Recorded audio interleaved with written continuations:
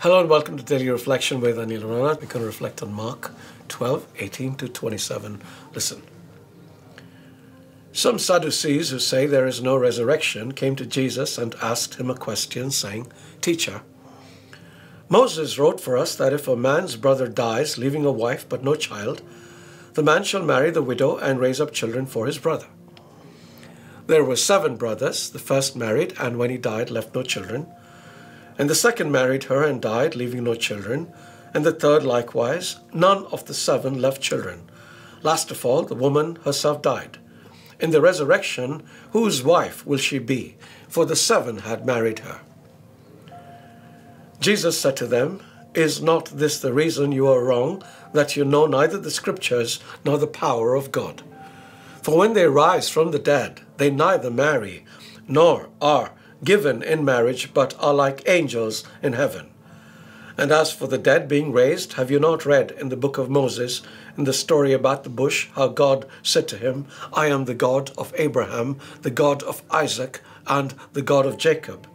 He is God, not of the dead, but of the living. You are quite wrong." The Gospel of the Lord. An axiom, if you recall your high school math lessons, is a statement that is taken to be true to serve as a starting point for further reasoning and arguments. If the starting point is wrong, obviously everything that follows is going to be very wrong. We find in this little story the Sadducees coming to Jesus with a very fanciful argument, which they had undoubtedly taken a long time to prepare, about what happens to a woman who has been married to 7 brothers after the resurrection. Whose wife does she become? In their manic desire to outwit Jesus, they had their basic premise, their basic axiom wrong.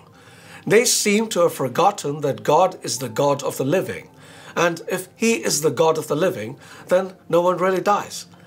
Which is why Jesus said to them, "You are quite wrong." There are a lot of Christians who are like the Sadducees. They're very zealous about saving the world, but instead of going after people who haven't accepted Christ, they go about trying to save the saved. Have you ever been asked by another Christian, "Hey, brother, have you been saved?"